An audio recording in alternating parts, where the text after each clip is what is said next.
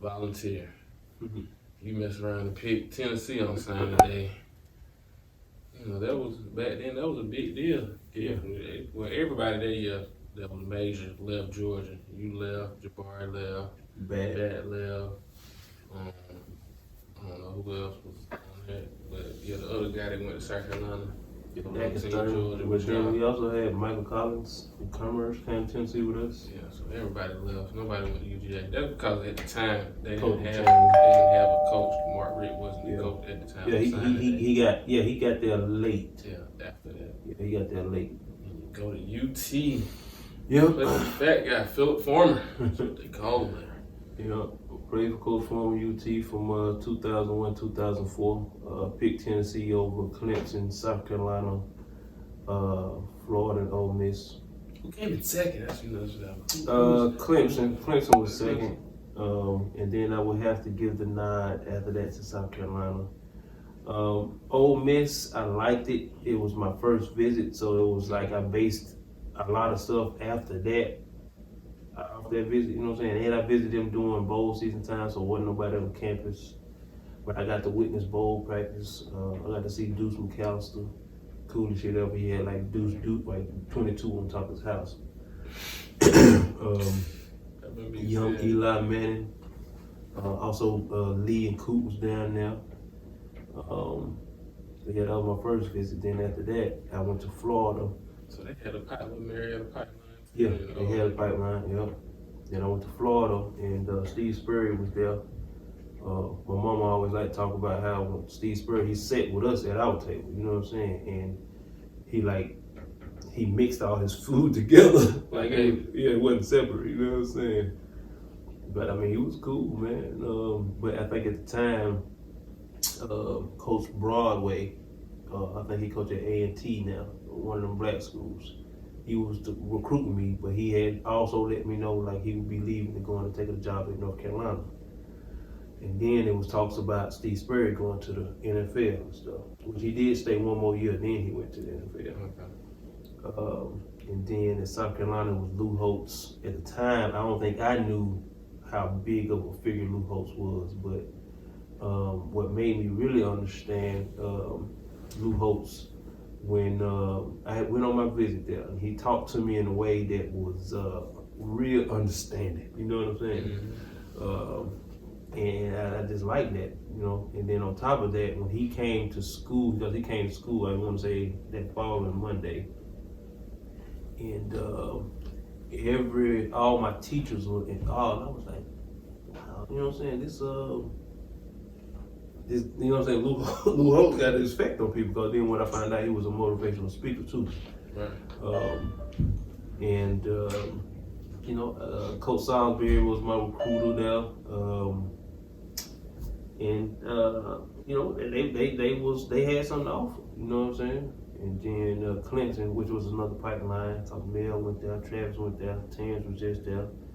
I think I would have played 1 year with Travis if I ain't mistaken, or I would have came in right when he left.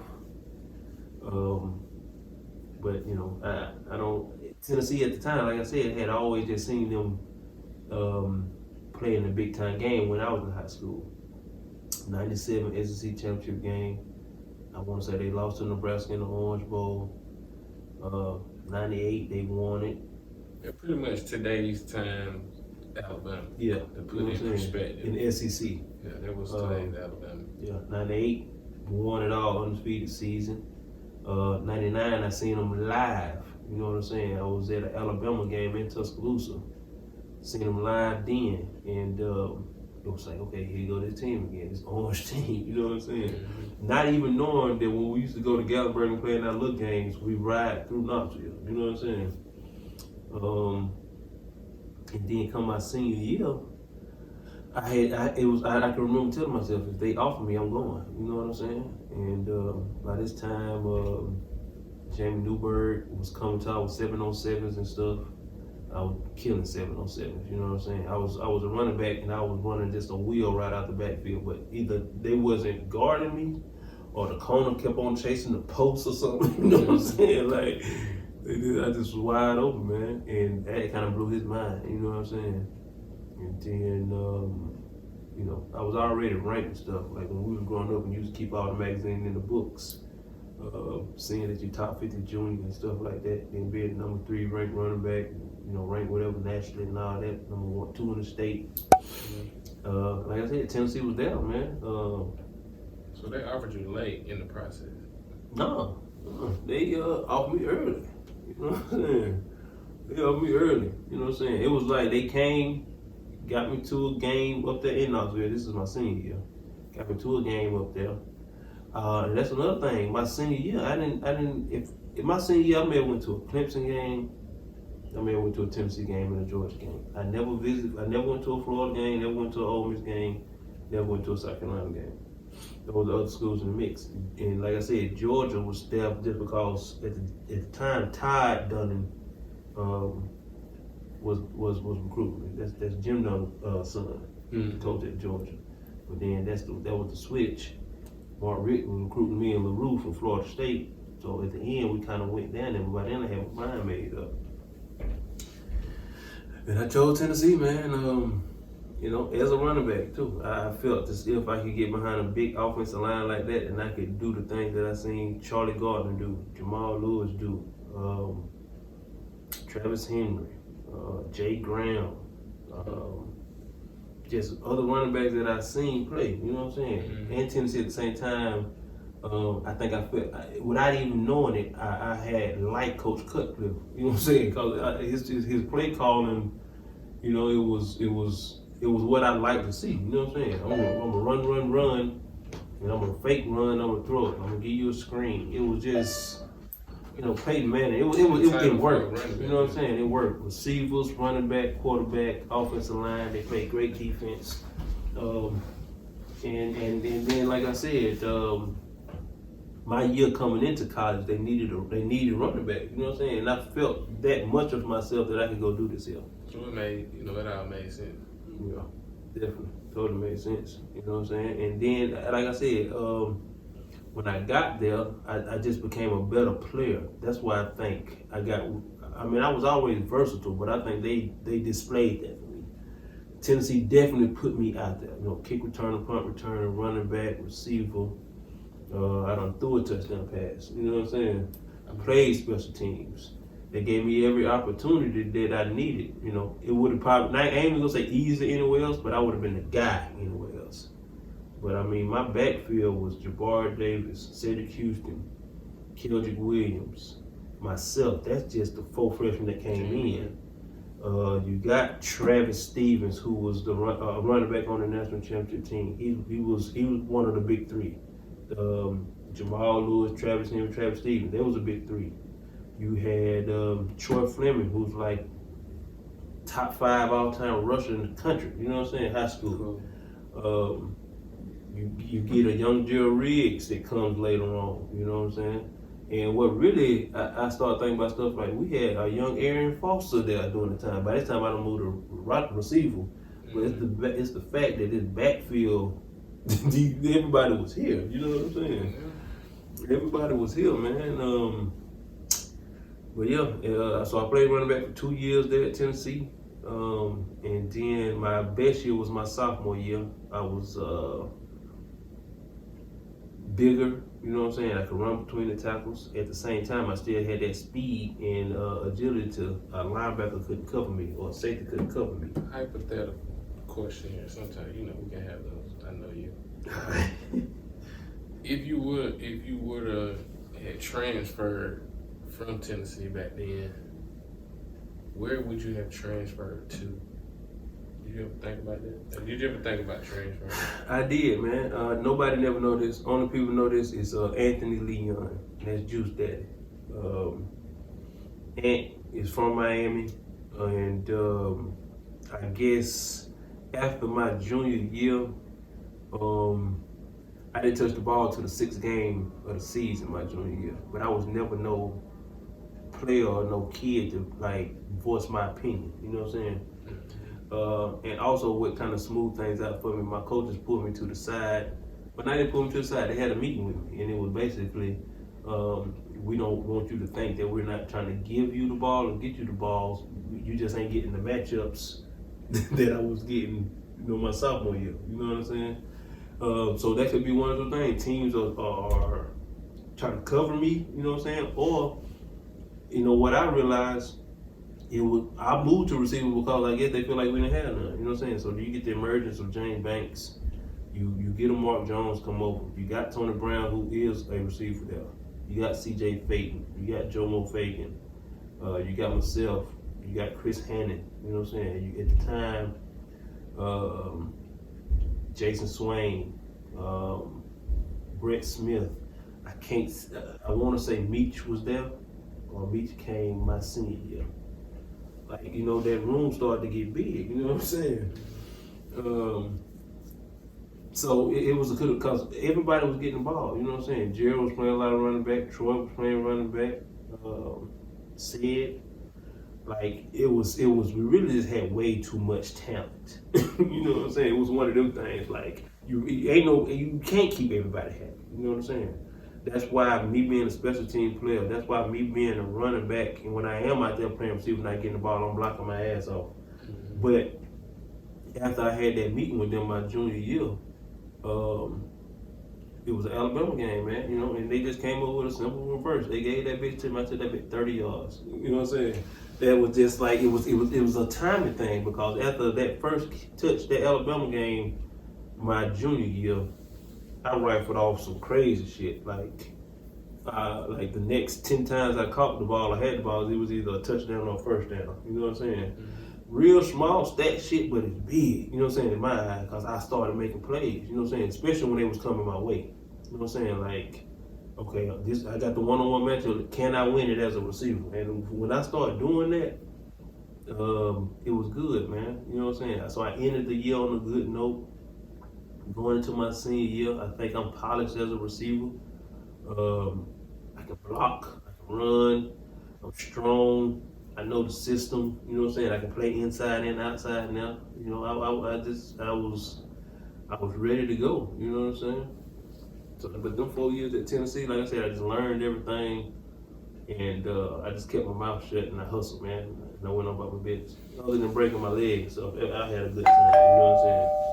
I think it got you, to the situation of being able to live your dream of becoming a professional football player, and just going, like we saying, that was today's Alabama back then. So if you went to Tennessee back then, you was going to the pros just because you went to Tennessee. Yeah. And the fact that we all might have thought your career would have been whatever, but you just being focused on one position. By it being so good, like you said, it allows you to become a better overall football player, which, I think without health issues would have kept you in the league longer, just because you would have been able to do everything and not just be special. That's how you just be a receiver. Like, nah, I can go and do whatever I got to do. This is gonna keep me on the team, but injury bugs are mud. So I think that's what kind of cut you short. Yeah, in your professional career. But how was it the times you were, Falcon and played with Vic and practice with some of the greats? Those times were good, man. Of course, like I said, I had dreams of getting drafted. They didn't happen, but to go undrafted to Atlanta in 2005, to be back at home, to play with Mike Vick, come in when Roddy came in. It was good. It was a childhood dream come true. It was good, man. My mama was able to experience it with me. My sisters, my family just was able to see it. You know what I'm saying? Like something that they seen me do for however long. You know what I'm saying? I started playing ball in '88. I ain't get no money for it until 2005. You know what I'm saying? That's something. Yeah. That's something else I had to look at, cause I did football and track. You know what I'm saying? So I never had time to work other than after the football season, right between track, I worked at TJ Maxx when we watched cars. Other than that, I ain't never had no job. You know what I'm saying? Everybody kind of knew that I was gonna go play football. I knew it. You know what I'm saying? They knew it. So to get there to Atlanta, because I guess I questioned myself since I didn't get drafted, did I really make it? And my family and friends, you know what I'm saying, they were like, yeah, you made it. You know what I'm saying? I did. But I guess I always looked at it like playing, getting on the field, cause I was coming off of an injury, went undrafted, got hurt again. You know what I'm saying? I don't know if a lot of people know that. You know what I'm saying? And how we always talk about the transition. It was a transition because I got hurt and they settled with me. And then they gave me a check. You know what I'm saying? Like they gave me a little signing bonus. Then when you're there, they give you like this regular little 300 like little checks and shit. You know what I'm saying? You work somewhere, you get checks. And so then when I got hurt, they settled with me. I never knew nothing about it. You know what I'm saying? If you get hurt, they go pay you to compensate you for the time that you can get back to working. You know what I'm saying? And I thought I was rich when they gave me that little check. You know what I'm saying? I ain't gonna say a little, you know what I'm saying? Got there with like 50,000 or whatever. But it just was like all of a sudden you got $50,000. You know what I'm saying? You don't got nothing. And all of a sudden you got 50,000, like just like that. You ain't did nothing to get it. That's how simple I can look at it. You know what I'm saying? I think when I got that check, on top of some personal shit that was going on, I got away from what it was I was trying to do. Because in my mind, like I said, man, when you 21, 22 years old, you got $50,000. You know what I'm saying? I really thought like I had disposable income. You know what I'm saying? Because shit, I ain't never had 5 or whatever. You had you some hundreds, you get a refund check from school, 4,000 or whatever. But 50,000, you know what I'm saying? 50,000. They gave you a signing bonus for something. You get $50,000 check. They release you. You know what I'm saying? You supposed to rehab and stuff. You know what I'm saying? They pay for my surgery. Then you turn around. I never filled out taxes, so I filed out taxes. You realize, like they tell you in a different bracket. You know what I'm saying? I don't know nothing about this shit. Then you get a tax return, and then when the lady tell you, okay, you finna get $10,000 to $13,000 back, you're like, what? Okay, I got some more money coming. You know what I'm saying? Cause I done, well, that time, not that I had fucked up the money, I did something stupid with it. Like, not did nothing stupid, I spent it as if I had it, kept coming. You know what I'm saying? But I mean, it's everything that comes with the pros. Like that's what we're talking about. Like when we got there, it was cool with Vic, it was cool with Roddy, it was cool getting the money. But then you realize you only get paid 17 weeks. You know what I'm saying? If they settle with you, that mean they gave you some money, then you don't got no more money coming. So you got this money to take care of you for this long, opposed to, in my mind, not really knowing money at the time like that. You know what I'm saying? You gotta put this away or invest. You know what I'm saying? At that time, we could have had everything I guess we got now, you know what I'm saying? Because you could have had somebody cooking. You could have had somebody doing hair out somewhere. You could have, you know what I'm saying, had a studio, you know what I'm saying? Whatever you could have done with the money back then, but definitely learn, I know I learned from that situation. Yeah.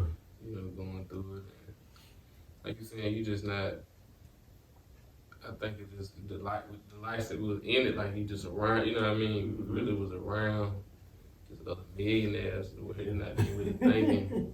Like that's something like I just really living, like people that like money really don't change people that I don't really think they do. Like the people around them change. Cause like man, we just around each other every day. We were just college students, and this year, man, a millionaire. Yeah. Man, that man a millionaire. Yeah. Like damn. Even when you go undrafted, like you got some bread. Yeah. But you know what I mean? We was young. You had to learn from it. Situation where I'm glad that happened at that time to where late in life I've been blessed to not and don't spend the money. Like, that's all. Like when you ain't never had it, you get it. Like you gonna spend it. I'm telling y'all, first time you really get some money, you gonna spend it, bro. I don't care who you is. Yeah. Don't spend it. You just gonna spend it. Hopefully you got some motorway. If you spend that, you'll be alright. But learn from it. Definitely learn from that situation too. It was part of your transition.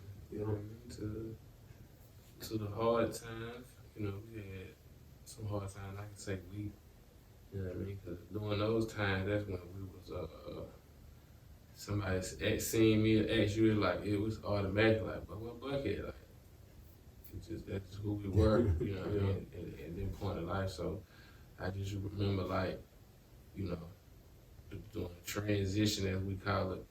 I ain't had nothing good, not necessarily had nothing good to say, but it's just like, you know, like shit, yeah, I ain't straight, you know what I mean?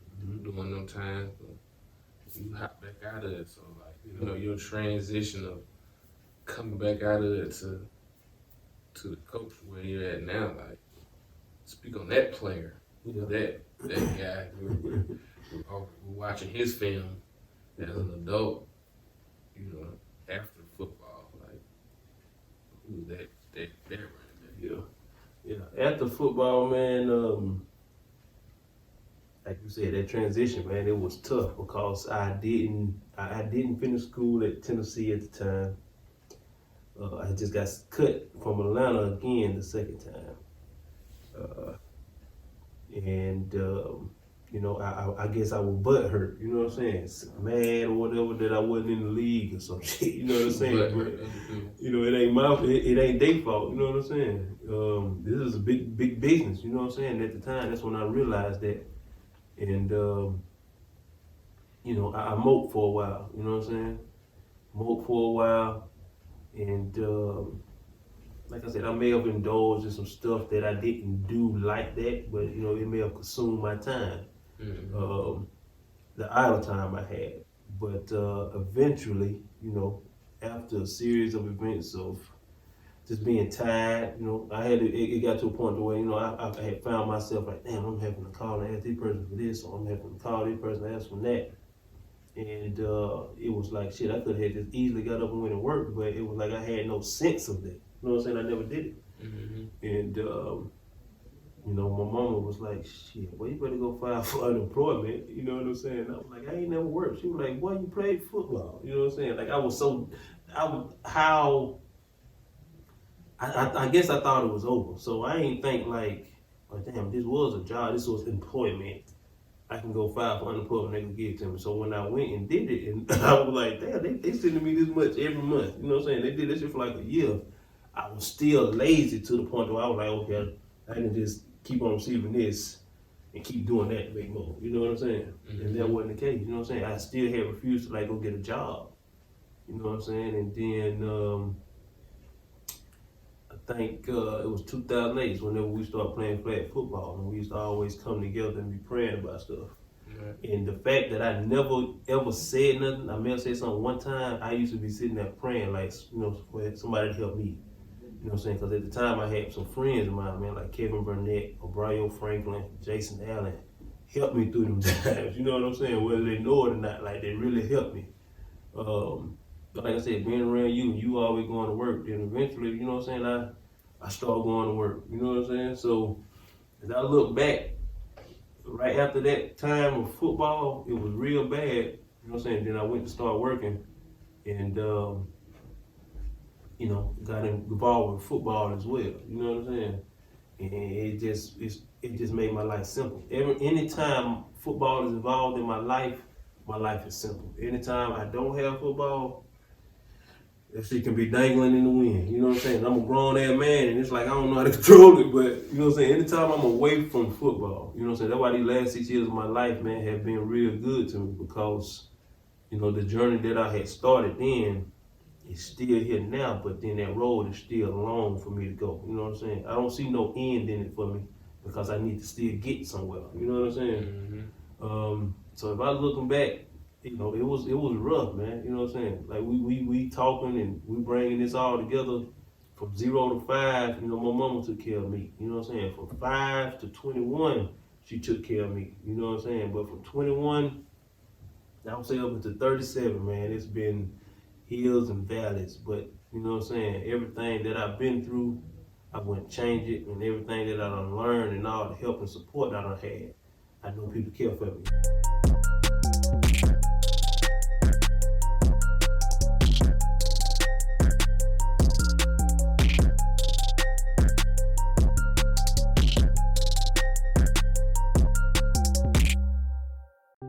Got it, how he got it, I don't know. I just give it to him hands down.